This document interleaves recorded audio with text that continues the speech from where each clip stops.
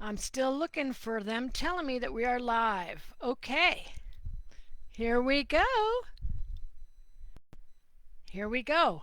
3, 2, 1, live. Welcome, welcome everyone. Monica Corrado here, the GAPS chef, holistic nutritionist, teaching chef, author, consultant, etc., etc., etc. I am here with you today as I am every second and fourth Wednesday, 11 a.m. Mountain Time, to answer your questions about the gut and psychology syndrome diet and the gut and physiology syndrome diet. That's the yellow book. Let's grab them for fun. That's the yellow book. You can see how much I read mine. It's in pieces at this point. The yellow book. And that is the blue book. Again, this is how you need to read these things, folks. Look at all those tabs. Anyway, yellow book and the blue book. I'm here to answer your questions. I'm here to answer your questions as the GAPS chef, as someone who teaches for Dr. Natasha Campbell-McBride and trains the certified GAPS practitioners and certified GAPS coaches in the cooking techniques for GAPS. I'm not a medical doctor, so nothing I say is going to heal you. Okay, I've said it. So today I thought we'd talk a little bit about two things. I think the way that I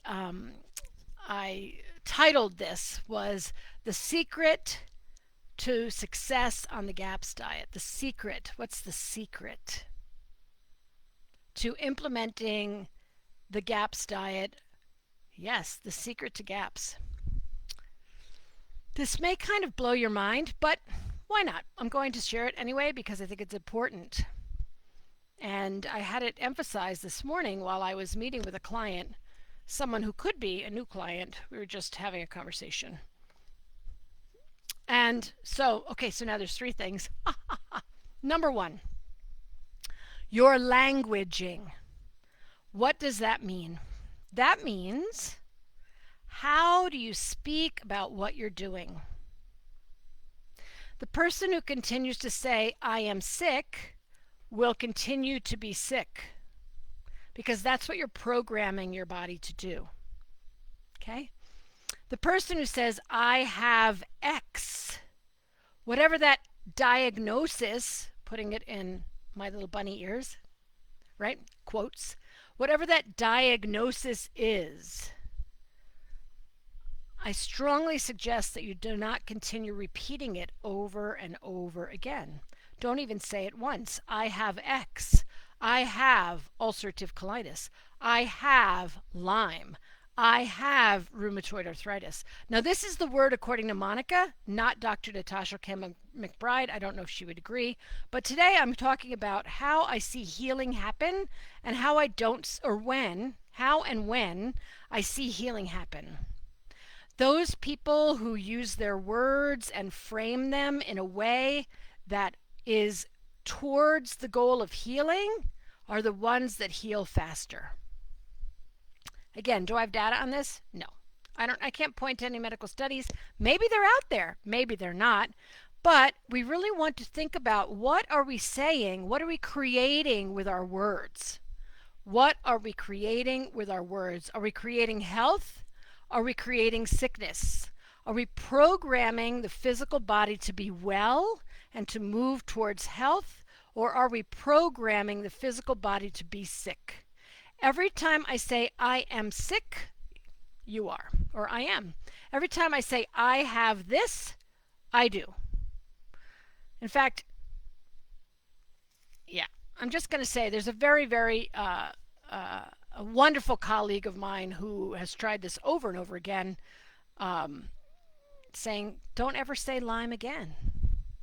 And then that person gets better fast, right? So when we identify with our diagnoses, we cannot move forward from them. We have to be identifying with health. So to really think about, how are you framing your words? How are you speaking about what's happening for you? So maybe it's true. quote unquote, that you have the symptoms, your body is speaking to you in a way that has been diagnosed as a certain thing. I'm not saying you don't have those symptoms. What I'm saying is, what I'm suggesting strongly, recommending strongly, is that you think about how you talk about that. And to say words like, phrases like, my body is continually working towards balance. My body is on its way to vibrant health. Because that's true if you say it. That's true if you say it. So I'm really suggesting that you think first about how you're speaking your body into existence every day, moment by moment by moment. We know, Dr. Natasha says this over and over. We know that the body is constantly recreating itself. That's why GAPS works. That's part of why GAPS works, yeah? Which is, we know that if we take the toxins out and we put the nutrition in, that the body will have the building blocks to be able to rebuild itself. Yay! Okay?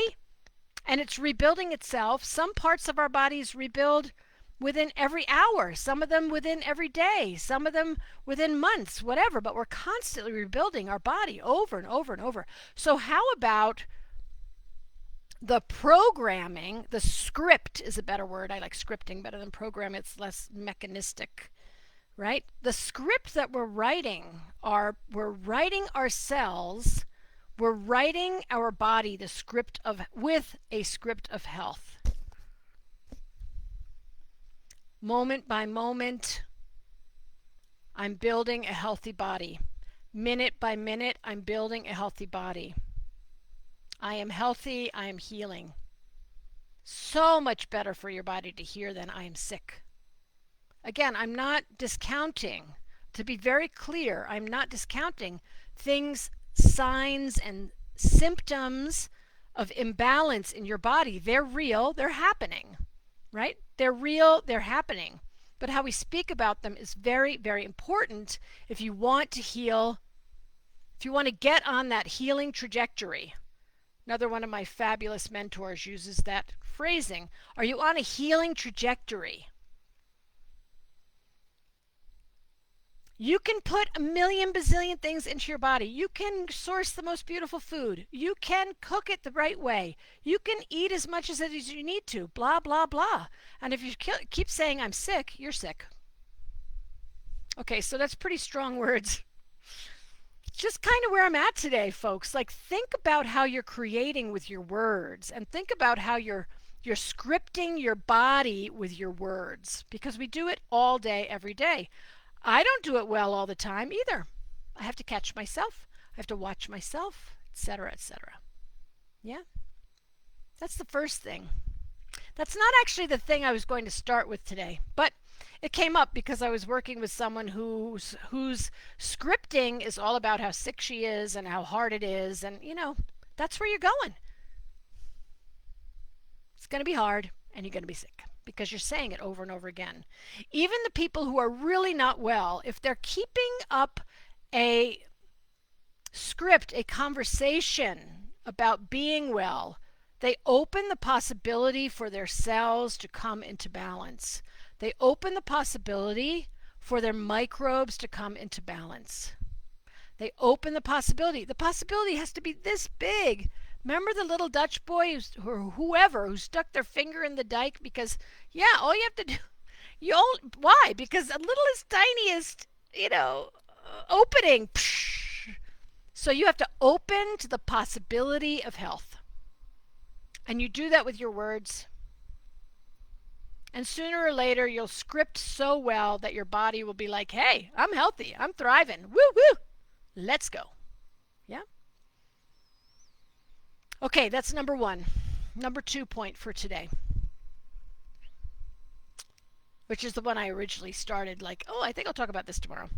So, what's the secret to GAPS and any other healing modality? Right? What's the secret? Keep your eye on the prize. Now, this goes very well into the first thing I talked about, which is what are you saying? What words are you using? What are you scripting every day? But also to really take some time every day, maybe multiple times a day. But you can start with every day. Let's start with every day. Let's start with 90 seconds. I'm not asking for much, folks. Let's start with 90 seconds a day. Take your little phone out. Make sure you've got your EMF blocker on there. Sorry. Take your little phone out, take your timer out, and go ahead and write in. Set your timer for 90 seconds. That's a minute and a half. Before you go anywhere, before you even get out of bed, perhaps. Who are you? Can you touch into the feeling of wellness? And can you keep that right here? I'm going there. Activating the feeling of wellness. Can you remember, if you can remember a time when you were well, when you were thriving, when your body was working wonderfully, when you felt great, you were happy, joyful. Maybe it was when you were a child. Maybe it was when you were in your 20s. Maybe it was last week. When? Can you find what I call, what another dear teacher of mine called, a touchstone? Can you find a touchstone of well-being? That's my new phrase. Can you find a touchstone of well-being? Meaning, can you find in your memory bank, oh yeah, when I was 7, I used to ride my bike. I used to love to ride my bike around the neighborhood, and I'd fly along the paths, and the wind was in my hair, and the birds were singing, and it was so beautiful. There were flowers everywhere. It was so much fun. Or maybe, oh yeah, I was in college. I used to play soccer for the team. It was so much fun. I felt so alive. Or maybe it was, oh, when I used to live here and I could walk every day in the woods, I really felt great. What is your touchstone of well-being? Where is it? What is it? Can you find it? If you can find it, and this should not be what we call a mental exercise. This is actually an exercise that's in your imagination. It's in your memory. And your memory is in your body, frankly, folks. Can you activate again? Can you feel again how wonderful it felt when you were well? When you were thriving? When your body was working well? When you were happy? Can you? Because if you can, that's when you hit the 90 second. That's when you hit the 90-second timer and you sit in that memory for a minute and a half. That's your touchstone of well-being. Every day, you do it every day. Do it for 30 days. Every day for 30 days, once a day. If you want to really up the ante, do it twice a day, morning and night. Activate, reactivate, touch back into how it feels. Remind your body how it feels when it's well. 90 seconds, once a day. 30 days, 90 days, 120 days, right? And don't speak one thing contrary to that image during the day, if you can. It's going to take some practice because all of us who are not well have been practicing not well for a long time. So now we have to practice well, okay? So now we have to practice well-being. So it may take a little while. That's the secret, folks. That's the secret. See yourself well. Activate well-being. Do it over and over. Do it multiple times a day, at least once a day, every day. And see how things start shifting in your life. See how things start shifting in your body. They will shift, guaranteed. Now, what if you're doing this for a child? What if it's your child? Your child, your spouse, your beloved somebody who's not well. You can do it for them. Number one, don't speak their illness. That was the first principle I started with, yeah. Number two, activate for 90 seconds a day or more, multiple times. The interval is 90 seconds. Them well. See your child well, see your spouse well, see your beloved well, see your whoever you're working with well, whoever you're cooking for, whoever you're doing all that. Maybe it's you, see you well, but we started with you. So let's go ahead. We've got to get this hair down. Okay. Start with, 90 seconds once a day. Can you see your child or beloved that's on the GAPS nutritional protocol well? Activate it, hold it in your consciousness, imagine it, hear them giggling and laughing, hear them well. Do it every day. That's the secret to all healing. I know you all thought I was going to talk about meat stock again. You know how I am about meat stock. So happy to see everybody now going the wrong way, to see everybody making meat stock. You could see Dr. Natasha making meat stock online. You could see all sorts of GAPS coaches and GAPS practitioners making meat stock on Instagram Live. Woo! So proud of all of them. Yes. So great to see. Okay, so there's one more thing that I want to talk about today. Maybe we'll talk about it next time. Should we talk about it today? We can talk about it today. Why not? This is a little bit different, but it came up with another client of mine. I'm still taking clients, by the way, as you're all aware. Visit my website, simplybeingwell.com.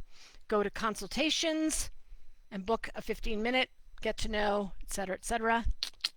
Happy to have you.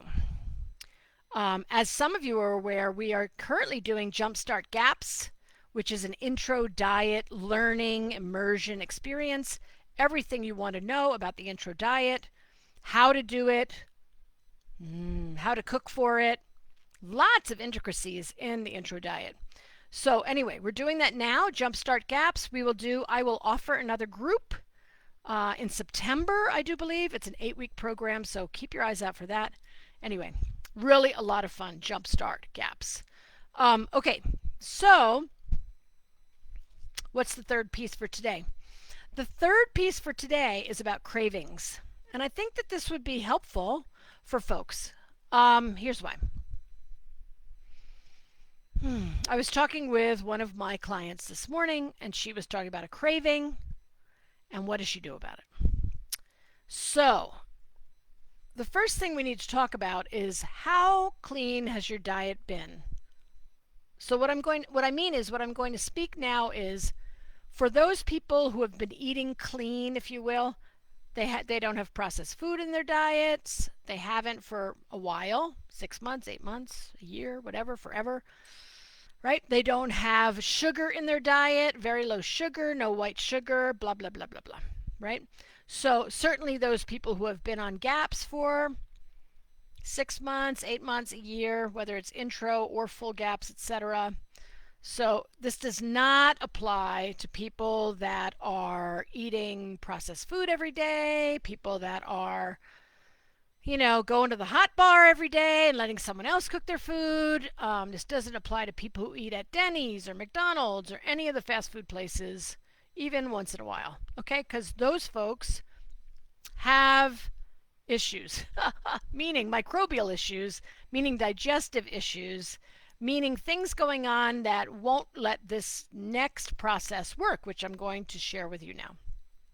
Okay, so what's the process? If you have a craving and you've been eating clean and maybe you've been eating Weston Price, maybe you've been eating GAPS, right? If you have a craving and you've been eating clean for a good amount of time, so maybe that craving is, I'm on stage 2, but I'm craving an apple. I'm craving fruit. Okay, that's an example. Or maybe you're on full GAPS and you haven't had fruit or nuts or seeds for a while because, you're trying to starve pathogens, but you're having craving for a piece of fruit. So what do you do? Well, the first thing we do is we listen to Dr. Natasha, who says, listen to your body. I say that all the time.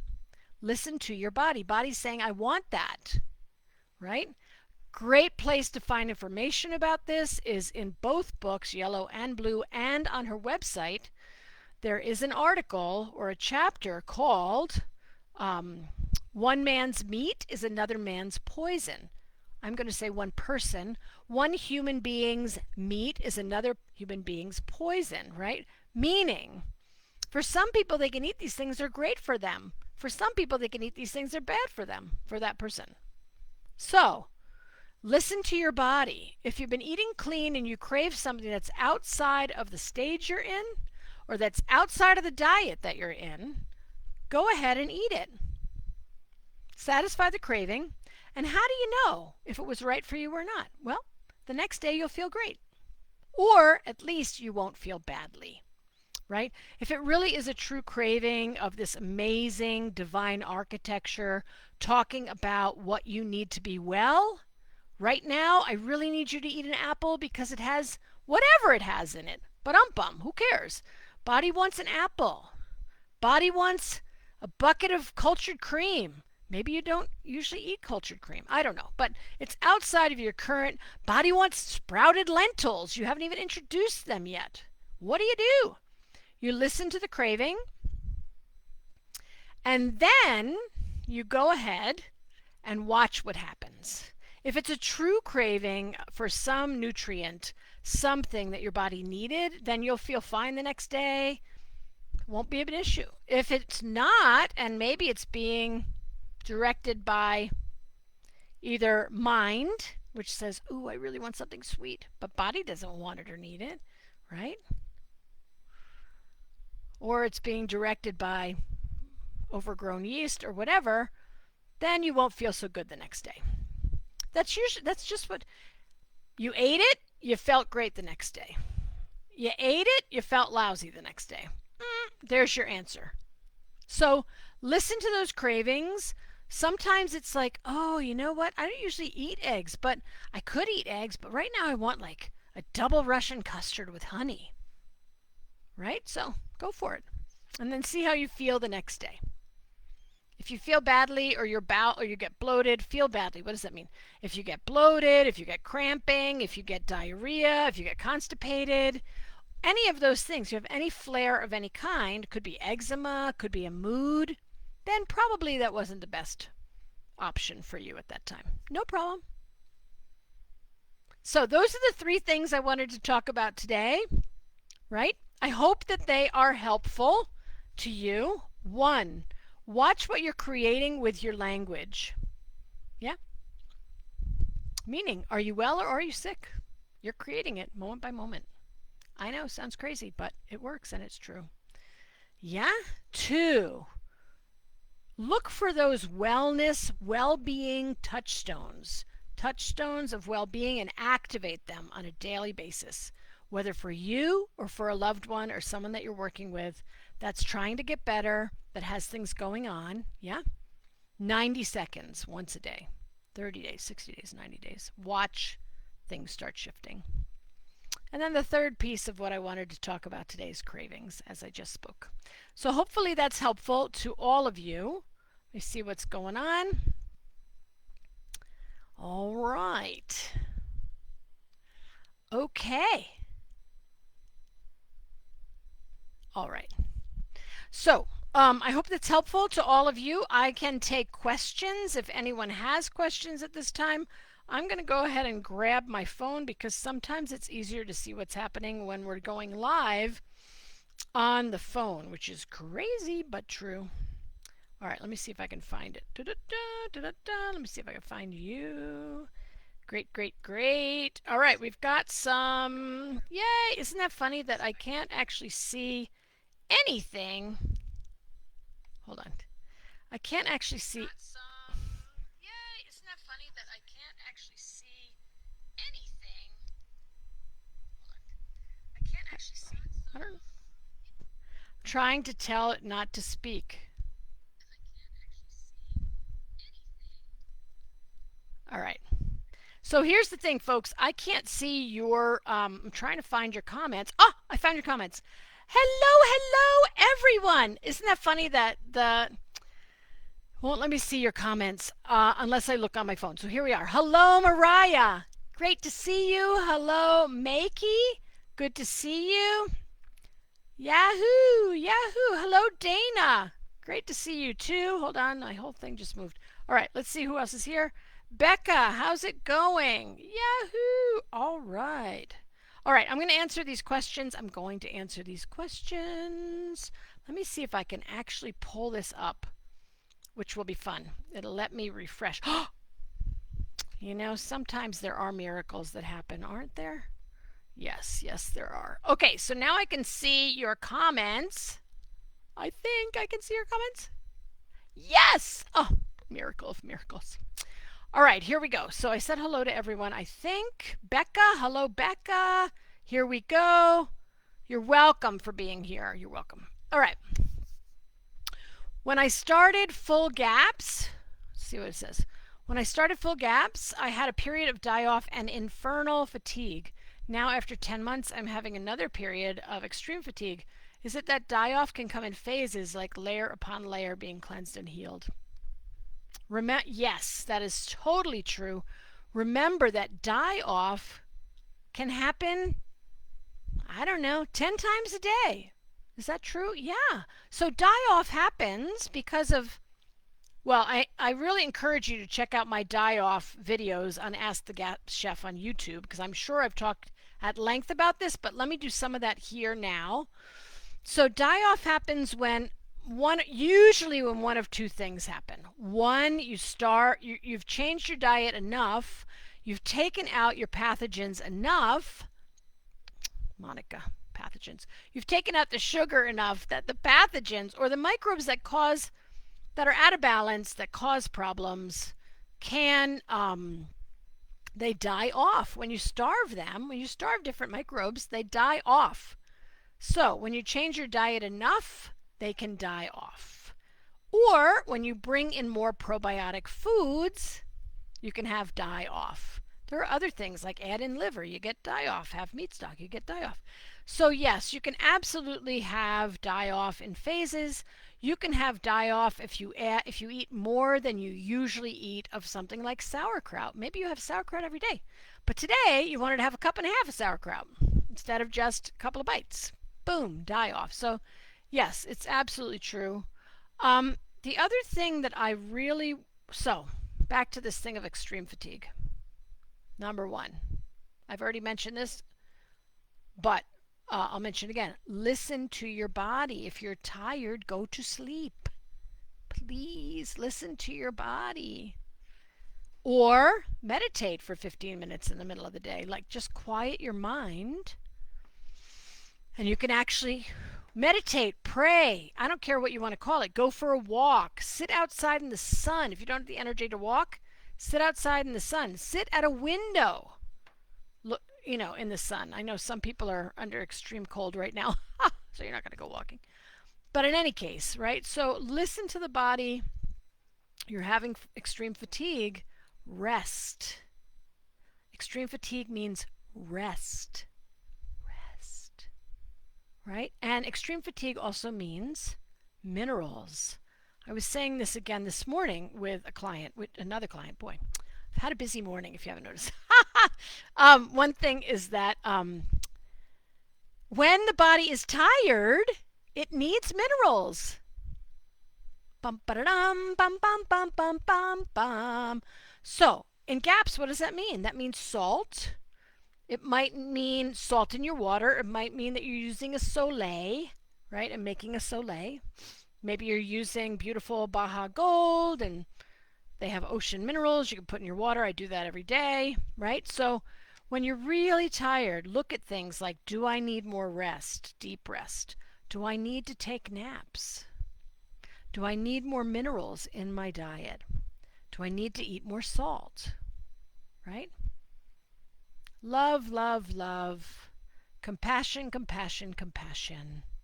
How can you really help yourself during this fatigue? And sometimes, folks, you've heard me talk about this before, sometimes liver is the answer. If you don't already have liver in your diet, Liver is a superfood that can help with fatigue for sure. Remember, having liver the size of a quarter has more nutrition than, a 24-ounce T-bone steak, right? Dana, I buy my ocean minerals from Baja Gold, Baga Gold, Baja Gold, two different words. They have their website. They're also on my website, I think. Anyway, Baja Gold is, to me, at this time, as far as I know, the best salt you can buy. It's the highest in minerals. It has no microplastics. And it has, so not only the greatest number of minerals, but also the most minerals, if that makes sense to people. You're welcome, Dana. I think they ship. I think they do ship. Okay. Here we go. All right. Yes, Mariah says we have the power of life and death in our own tongues. We do. That's why we create, right? Remember, in the beginning was the word. All right. Dana says, la, la, la, la. Thank you for hoping I'm well. I am. I went through a massive respiratory detox, almost 2 weeks. Man, mucus and coughing and all sorts of horrible things. I am well. Thank you. The GAPS group moderator has recently stated, come on, that according to Dr. Natasha, a person should only stay on full GAPS for 2 years and then come off. Surely that's not right. No, that is not right. I don't know who the GAPS group moderator is, but Dr. Natasha, to my knowledge, has never said you need to come off GAPS after 2 years. What she has said is that 2 years is the amount of time that a person should invest in GAPS, right? What does that mean? That means you should assume, I know it's a bad word, but you should commit to 2 years for the GAPS diet, maybe more. People stay on GAPS forever, and it's a good thing to do, and that's really her latest thing, is that she said, why go off GAPS? It's nutrient dense, it's clean food, it's all made in a way that it's bioavailable. Like, why should you go off? So I'm not sure what group that was. Maybe you could let me know and we could figure out who's saying that, because it's not correct. All right. Let's see what else we've got. Any advice or recommendations for dealing with nasal polyps? My husband has dealt with them for over 10 years now, and now they are so bad he cannot breathe from his nose at all. The mouth breathing is affecting his sleep. He isn't GAPS, but has been carnivore, animal-based with ferments and some meat stock for a couple of years. Becca, I actually have someone I worked with nasal polyps for a while. What is a good thing to do? So one of the things that I suggest, let's back up. Backing up. There's always 2 pieces to illness. Well, besides the fact that we create it by speaking it all the time. But, right, malnutrition plus toxins equals illness, usually in the body, right? Malnutrition plus toxins equal illness. That's one thing. So when we're looking at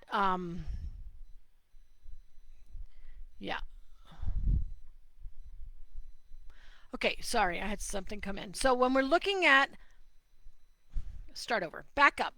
Take the lens out, nasal polyps. All of your microbes are connected. There are no on and off ramps that you can shut, right? Like when you're driving down the highway and, that exit is closed, so I can't go that way, so I have to go that way, right? So meaning, when we're talking about the nose and nasal polyps, we want to repopulate the nose with good microbes. How do we do that? We do it by putting BioCult. It's the everyday BioCult, right? There's like 7 BioCults now. I like to use the original, which is yellow. It's called BioCult Everyday. You open up a capsule, you put it on the back of your tongue before you go to sleep at night, and that helps to repopulate your whole head, including your nose. That's one thing. That's a place that you could start, right? And then doing that every night. I mean, start by doing it one night, take a day off, right? Like, see how you respond to that. Um, yeah, nasal polyps is inflammation. So you need to get, this is a big one. Like, I would be doing, meaning it's complicated. It's not as easy as just go heal and seal your gut, right? I mean, that's part of what we need to do, but we need to get the inflammation down. What are the polyps? Question mark. Like, what are the polyps? You go, what are the polyps? What are the nasal polyps? Why did they start? Where did they come from? And so usually that's toxins, whether we were exposed to toxins by prescription medication, by any kind of things that you might have put in your arm, and you all know what I'm saying there, right? Like, where did the toxins come from? Is it something that was breathed for a long time? Did it come from water that had toxins in it, right? That was, that people drank and showered in and blah, blah, blah. So we don't know. So we need to get the toxins down in that part of the body. GAPS is one thing to start with, is to do the intro diet for a while. Of course, we only do intro stage 1 for 2 to 5 days, right, max. Then you can sit on stage 2 forever, according to Dr. Natasha. But in terms of nasal polyps, I would do that thing of put some probiotic on the back of the throat every night, work up to that. I'm always saying, listen to the body, like, do it once, see how you feel, do it once, see how you feel. I'm trying to think about any kind of nasal wash. You've probably done that. I don't know that I have more than that at this point, except that there are nasal polyp protocols that you can work with, both Medi-Herb and Standard Process would have if you work with a practitioner who knows them, right? Blessings on that journey. I think I need to do a deep dive on nasal polyps at some point. I'll write it down. Deep dive on nasal polyps. But, the first thing I think up is we need to get two things. One, we need to get the toxins down. Two, we need to get the inflammation down in that area. Three, what do we need to do? We need to repopulate that area. So, nasal washes, I'm sure he's tried a million of them. That might be something, but also facial lymphatic massage. Go for a lymphatic massage to get the lymph to move in the face. Facial lymphatic massage. Someone that does a very light touch, believe it or not, to move the lymph. Remember, the lymph could be saturated with toxins in that area. We just don't know. That's the best I've got for you, Becca. I hope that's helpful. At least there's a couple things that you can do. Okay. Yes. Dr. Natasha definitely says that GAPS people will never be able to eat the processed foods that so many people eat nowadays. It's true. Yeah. Dana, stay on GAPS. It's good for you. Or graduate to Weston Price. But, what is it all about, Alfie? It's all about find the cleanest food you can find, right? Prepare it in a way that it's pre-digested, nutrient dense, full of good microbes, right? And then that's it, frankly. It's really what we're doing. And yeah, that's a great thing to do for the rest of your life. Because the food, first of all, what's being, hold on, let me see how to say this. What is being advertised and marketed as food is not food anymore, people. Right? It's processed. It has no life force. That's one thing. It's made by machines. That's another thing. It has food fractions in it. Let's have a little bit of soybean lecithin, right? Or let's have a little bit of vital wheat gluten added in. Or let's have some, the latest thing. What's the thing that makes me go crazy now? Of course, there's glucose syrup we use instead of sugar, if you think that's good for you, right? All the alls, erythritol, malitol, right? Xylitol. They're all food fractions they're all sugar alcohols that your body can't handle, your liver doesn't like. But in any case, yeah, we really want to be eating real food and get it as clean as you can. And then, of course, what does Dr. Natasha call this? I call it blessing your food. She calls it the GAPS mealtime, right? Ritual, if you will. I think that's what she calls it. Hold on. Does she call it the mealtime ritual? I think so. Un momento, por favore. Where is it? Yep, she calls it the GAPS mealtime ritual on page 212. That's the blue book. And what's that all about, Alfie? That's all about getting centered, maybe taking 3 good breaths together, using words that get us ready to digest this beautiful food. That's the mealtime ritual. It gets you into rest and digest, right?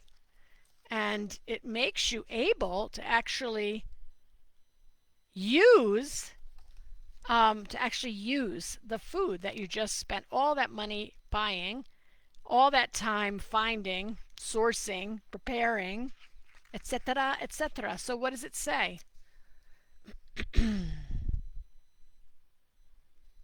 In many cultures around the world, this is 212 in blue, people used to say a prayer before every meal.